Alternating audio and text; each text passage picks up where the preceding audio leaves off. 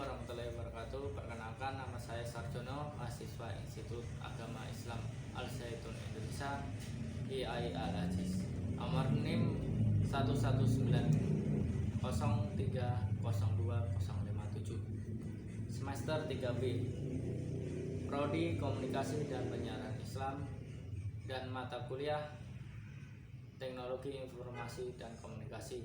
Di sini saya akan membahas tentang AI Superpower China Silicon Valley New World Order yang diteliti oleh Kai Fu Lee. Berdasarkan penelitian Kai Fu Lee mengeluarkan teknik yang luar biasa dalam buku ini. Salah satu yang menjelaskan keberhasilan evaluasi AI Cina melalui sudut pandang karakter sentral di setiap babnya. Buku dengan judul AI Superpower memberikan perspektif yang unik tentang pengalaman interplay antara AS dan Cina.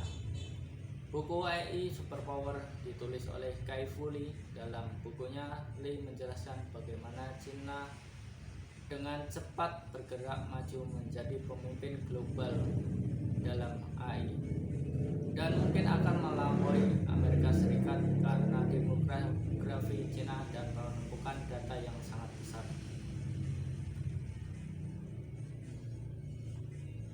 Siapa Kai Fu Lee?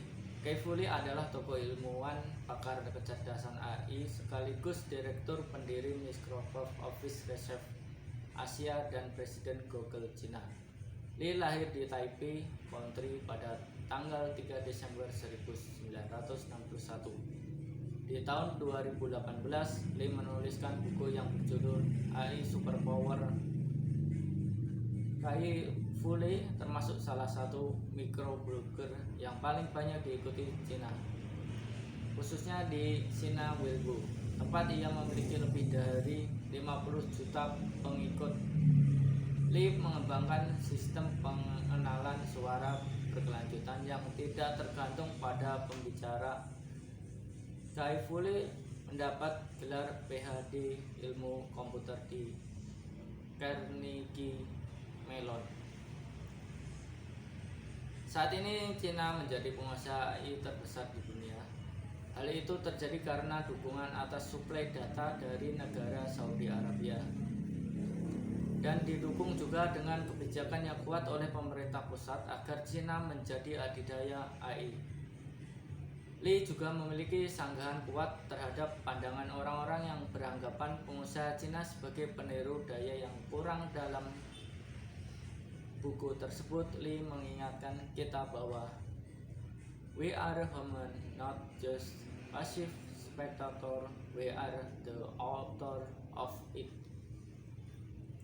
Kai Fu Lee mengajukan beberapa argumen mengapa industri kecerdasan Cina akan unggul dalam perlombaan senjata buatan atau AI. Berikut beberapa argumen yang dikemukakan oleh Lee. Cina memiliki peraturan pelindungan data yang lebih sedikit, atau misalnya peraturan pelindungan data umum di Eropa dibandingkan negara lain, sehingga perangkat lunak Cina mengumpulkan lebih banyak data pengguna. Budaya startup teknologi Cina lebih agresif daripada budaya negara lain, dengan lebih sedikit pembatasan kekayaan intelektual dan lebih sedikit hambatan untuk integrasi vertikal. Partisipasi kuat dari pemerintah pusat Cina dalam mendukung dan meningkatkan status industri AI serta kemajuan AI dan machine learning akan semakin pesat. Kita mengetahui bahwa penelitian AI di Amerika difasilitasi oleh keterbukaan dan kecepatan. Keterbukaan mengacu pada kesediaan untuk berbagi informasi dalam masyarakat. Kecepatan sebagai hasil dari kemajuan teknologi memungkinkan data dibagikan secara instan. Ini adalah fenomena serupa di Cina. Dapat kita ketahui bahwa peneliti Cina adalah pembaca yang rakus. Mereka selalu membaca untuk menambah wawasan mereka. Dan karena bahasa Inggris adalah mata pelajaran wajib di sekolah umum Cina, mereka memiliki keunggulan tambahan atas orang Amerika. kemampuan untuk mengakses informasi dari komunitas AI yang berbahasa Inggris dan Mandarin atau dua yang besar di dunia. Ini mungkin menjadi alasan mengapa Cina memiliki data paling banyak di dunia. Secara singkat, menyinggung data terstruktur, mengutip bahwa jenis data ini mengoptimalkan AI bisnis, menjelaskan keunggulan kuat Amerika Serikat dalam AI bisnis. Karena perusahaan besar Amerika telah mengumpulkan data dalam jumlah besar yang disimpan dalam format yang terstruktur dengan baik sebelum gelombang kedua. Lee menggambarkan budaya Tionghoa memiliki kecenderungan ke arah konformitas dan penghormatan terhadap figur otoritas. Oleh karena itu, Tiongkok tidak akan mengalami revolusi teknologi tanpa dukungan dari para pemimpin Tiongkok. Lee menjelaskan peran pemerintah tidak dapat dirusak ketika kami menganalisis faktor-faktor yang berkontribusi terhadap kesuksesan Cina dalam AI. Lebih jauh lagi, pemerintah Cina mencurahkan investasi besar-besaran untuk mendorong pertumbuhan, menerapkan kelebihan pembayaran dalam jangka pendek, serta keuntungan jangka panjang yang monumental. Kami mempelajari bahwa salah satu strategi terpenting dalam big data adalah koeksistensi atau kemampuan big data dan teknologi AI untuk hidup berdampingan dengan teknologi dan platform yang ada menentukan keberhasilan implementasi banyak teknologi. Dalam bukunya, Lee mengilustrasikan banyak contoh di mana orang Tionghoa benar-benar menganut strategi koeksistensi. Lee menjelaskan bagaimana Tiongkok terbangun infrastruktur dan kota-kota baru dan juga kendaraan AI otonomnya. Lee mengutip bahwa perusahaan Amerika dengan cepat menyalahkan proteksionisme pemerintah atas kegagalan mereka di pasar Cina. Namun masalah utama perusahaan ini adalah penolakan terhadap lokalisasi. Untuk membangun produk di mana mereka atau pelanggan akan datang, perusahaan Amerika harus menyesuaikan produk mereka dengan kebutuhan pengguna Cina atau membangunnya dari awal untuk memenuhi permintaan pasar. Konsep penyesuaian berlaku untuk semua produk, termasuk alat manajemen pengetahuan, insinyur KM atau knowledge management harus melakukan uji tuntas mereka, atau misalnya melakukan audit KM seperti wawancara pengguna sebelum membangun produk KM yang disebut baik oleh pengguna. Di awal dijelaskan bagaimana Cina berkembang pesat dalam bidang AI. Amerika Serikat baik warganya maupun pemerintahnya terkejut ketika Rusia meluncurkan roket ke luar angkasa pada saat Perang Dingin. Mengetahui itu, Amerika tidak ingin kalah dan berhasil meluncurkan roket ke bulan. Lalu Sputnik, momen Cina untuk urusan AI adalah ketika AlphaGo atau AI yang bisa mengalahkan atlet Go. AlphaGo bekerja menggunakan konsep deep learning. Istilah mudahnya, dia berusaha mereplikasikan cara kerja otak manusia. Karena otak manusia tidak bekerja dengan database dan terkadang mengambil intuisi dalam persepsi-persepsi yang kita lihat, kita dengar, kita cium, dan kita rasakan. Contoh, saat kita mencium bau gosong berarti di dekat kita ada api. Dan saat kita di lampu lalu lintas apabila merah nyala artinya berhenti. Konsep seperti itu yang diterapkan kepada AI yang diberi konsep deep learning AlphaGo. Jadi bagaimana caranya AI yang seperti itu adalah memberi tahu apabila warnanya merah berarti berhenti dan hijau berarti jalan. Tetap kita harus memasukkan data ke dalam komputer tersebut, tetapi kita tidak menentukan merah itu berhenti karena merah berarti macam-macam barang atau isyarat. Jadi kita lebih mengajarkan mereka untuk mengetahui sesuatu yang dia lihat sederhananya seperti itu, tapi prakteknya lebih rumit. Intinya AlphaGo ini bisa diterapkan ke hal-hal lain. Konsep deep learning baru berkembang pesat saat pertengahan tahun 2000-an, dan Cina sebagai negara superpower AI di dunia sadar bahwa mereka tidak boleh berhenti atau tidak boleh ketinggalan. Dan akhirnya mereka melakukan segala cara untuk menyaingi Amerika. Kejadian AlphaGo tepatnya terjadi pada 2017 dan berkembang pada 2018-2019. Mengapa Cina begitu cepat mengejar ketertinggalannya? Kai-Fu Lee menjelaskan,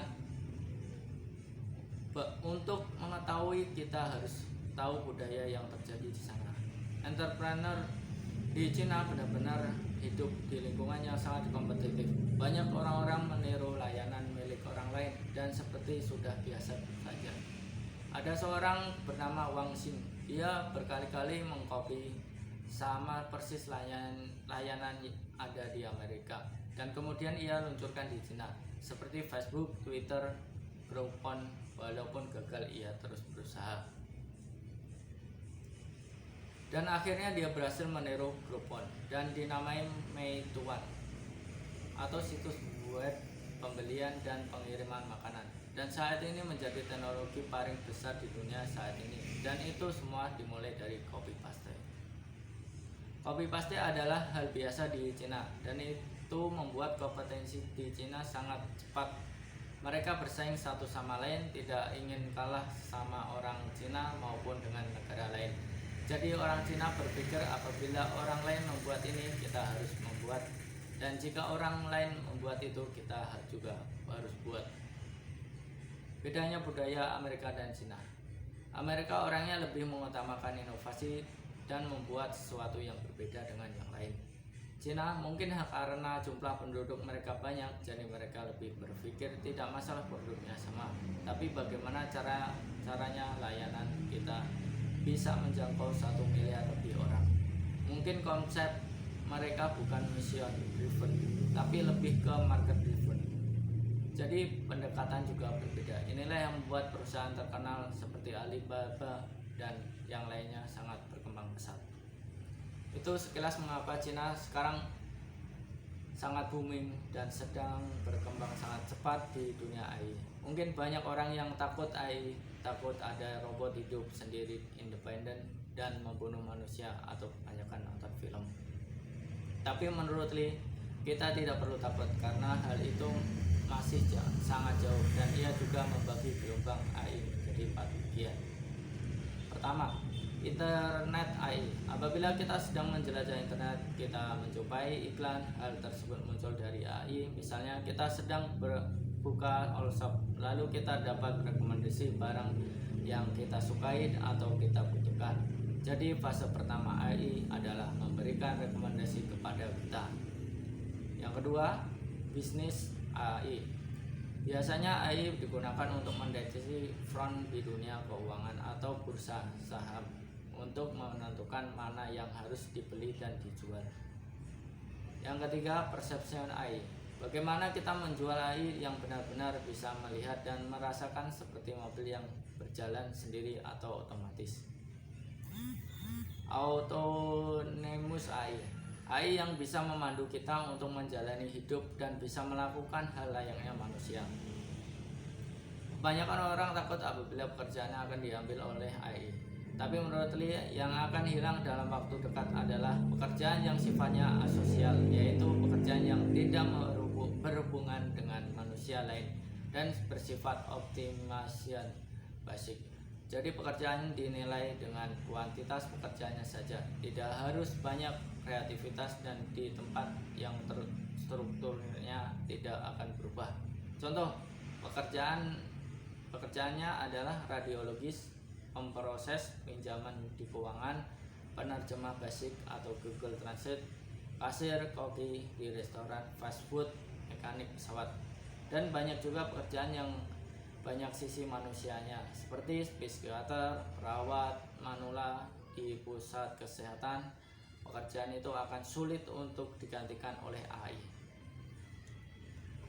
Lee juga pernah menjadi pekerja keras yang hanya menyisihkan sedikit waktunya untuk keluarga, dan waktu istirahatnya juga sering terpotong akibat harus membalas email dan rekan bisnis dan koleganya. Sampai suatu ketika ia didiagnosa terkena kanker stadium 4. Saat itu ia benar-benar menemani, saat itu hanyalah keluarganya. Dan di situ Lee sadar bahwa ia sebagai peneliti AI tidak harus mengajar sesuatu yang asosial atau yang hanya berteknologi, tetapi dia juga harus kembali ke sisi manusia itu sendiri. Di situ Lee berpikir ia juga harus bermanfaat bagi orang lain, dan lalu Lee menyibukkan dirinya menjadi dosen mengajar dan merubah dirinya dan kehidupannya. Lee juga berpesan bahwa teknologi membawa kebaikan bagi banyak orang, tapi juga menghilangkan keseimbangan, bisa menguntungkan orang-orang besar dan menjatuhkan orang-orang kecil. Dan apabila peneliti AI tidak sadar akan hal itu akan menjadi bencana di masa depan, seperti ketidakseimbangan ekonomi antara negara-negara maju dan berkembang. Lee mempunyai misi pribadi, yaitu mengembangkan AI sesuai dengan fitrahnya manusia, di mana AI tidak menjatuhkan manusia itu sendiri, tapi bagaimana caranya manusia untuk menjadi lebih produktif. AI sebenarnya hanya komputer tool yang bisa membantu manusia. Kita bisa gunakan untuk macam-macam, dimana kita bisa bijak dalam menggunakan teknologi tersebut. Untuk kesimpulan dari pembahasan ini, saya mengambil kesimpulan Cina dengan cepat bergerak maju menjadi pemimpin global dalam AI, dan mungkin akan melampaui Amerika Serikat karena demografi Cina dan menumbuhkan data yang sangat besar. Cina memiliki peraturan pelindungan data yang lebih sedikit, atau misalnya peraturan pelindungan data kayak di Eropa dibandingkan negara lain, sehingga perangkat lunak Cina mengumpulkan lebih banyak data pengguna. Budaya startup teknologi Cina lebih agresif dan daripada budaya negara lain, dengan lebih sedikit pembatasan kekayaan intelektual dan lebih sedikit hambatan untuk integrasi vertikal. Partisipasi kuat dari pemerintah pusat Cina dalam mendukung dan meningkatkan status industri AI.